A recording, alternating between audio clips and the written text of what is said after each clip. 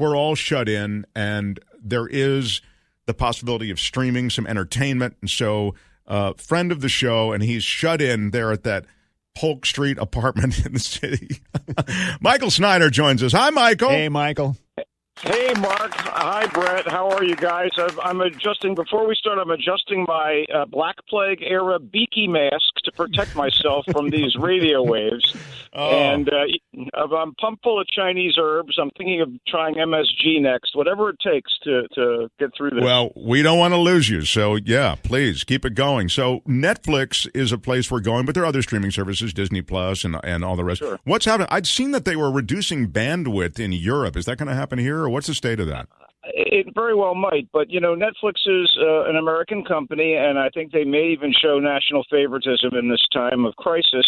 But, interestingly enough, because of the lockdowns, a number of movies that have been postponed we're going to have to wait for, but some are actually going direct to streaming, despite earlier plans for theatrical release. And there are a lot of major movies coming to video much earlier than intended, including... Of course, already that's wild. with us, Frozen 2, 1917, you can watch them. And if you're going to watch 1917, make it a big screen at home.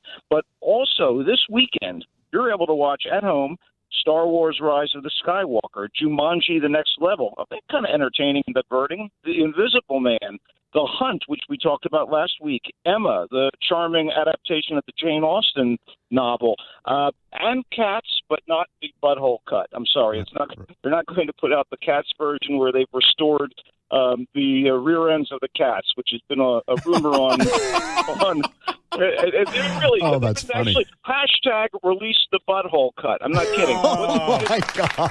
Oh, please. If you need a laugh, there's Cats, but it's pretty horrifying. And here's a surprise. Pixar and Disney just announced that Onward, which just came out a couple weeks ago and is actually very entertaining, it's going to be available for digital download today, and it'll be on Disney Plus on April 3rd.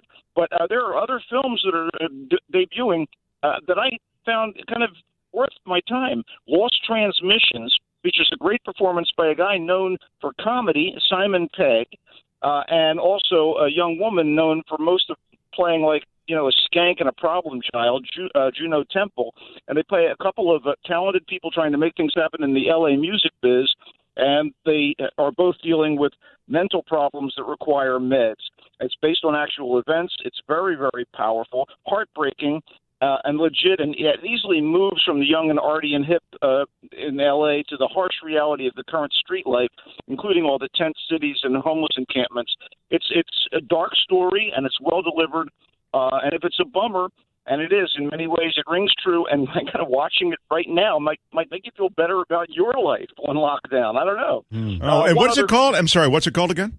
Lost Transmissions. And okay. The same goes for a more comedic thing, Big Time Adolescence, which is a solid, often charming coming-of-age movie about a 16-year-old boy who's smart and decent, and he bonds with his older sister's shiftless boyfriend and continues the relationship after she breaks up with the guy.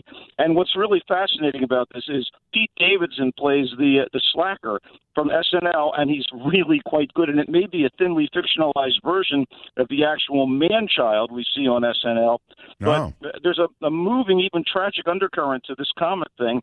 And it's pretty cool. And John Cryer, of course, has those John Hughes teen movie roots, and he plays the dad in this movie, and boy, is that a wake-up call for some of us, honestly. Yeah. So how about television? Yeah, on television. Go ahead. Well, HBO's been killing it with comedy, and boy, we need comedy right now. I mean, I've been loving this season of Curb Your Enthusiasm, which I think is one of Larry David's best, and the season finale is this Sunday. And I also enjoyed the sci-fi sitcom Avenue 5 from Armando Iannucci, who did... Yeah, that misses for me. I know you recommended it. It may be the first thing you've ever recommended that I'm just not crazy for that. By the way, I want to mention, friend of the show, Josh Mankiewicz, is on Curb Your Enthusiasm this Sunday. He was going to come on. We just didn't have time because we wanted to get to you, Michael.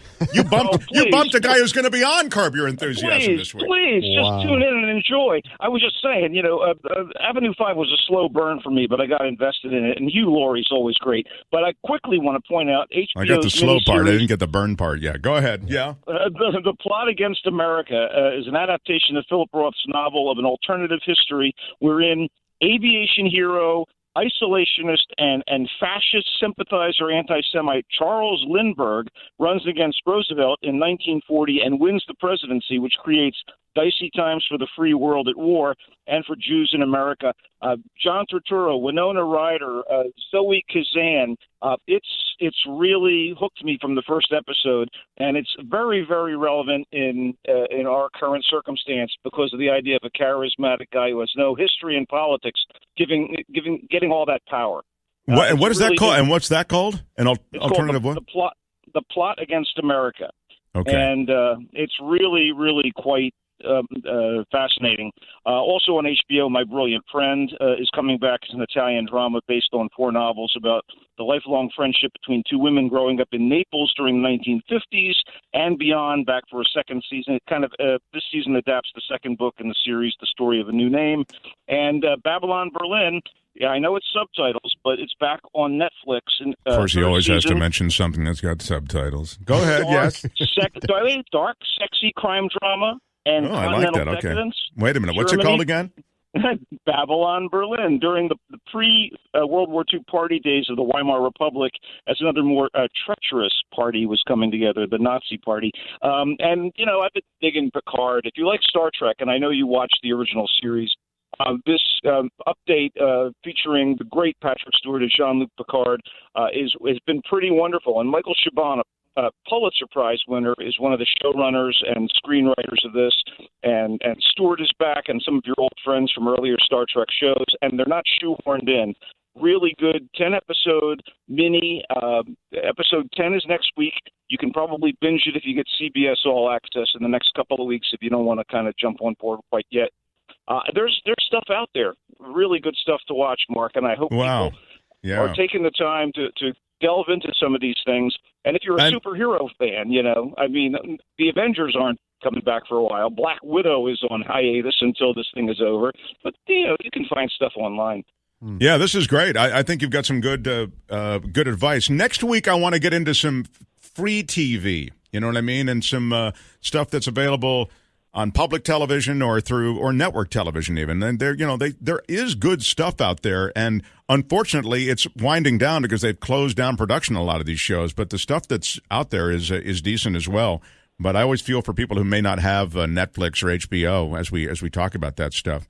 But I don't want to pander to the well-to-do. It's the 1% but I feel like these shows are wonderful. And for feature films, you kind of need to either buy an episode you have to buy a stream, or you have to get on board one of these. I had to do that. I had to do that with that Adam Sandler film, Uncut Gems. I had to buy it, even though I subscribed to the service. I know. I thought it was. To be honest, I thought it was okay. I didn't think it was great. So I'm disagreeing with you guys today. I didn't think that was great. And Avenue 5, which Michael is keen on, I didn't like it, and I've watched a bunch of episodes. Come on, it was nowhere near as funny as Veep, the guy's prior project. Exactly. But, yeah, expectations get so high, but let's lower them. We're sitting at home in a darkened cave somewhere. You're right. Thank God my cave has Wi-Fi, buddy. I think we lowered our expectations a long time ago. I agree. Michael Snyder! Thanks for being here, Michael. Thanks, Michael.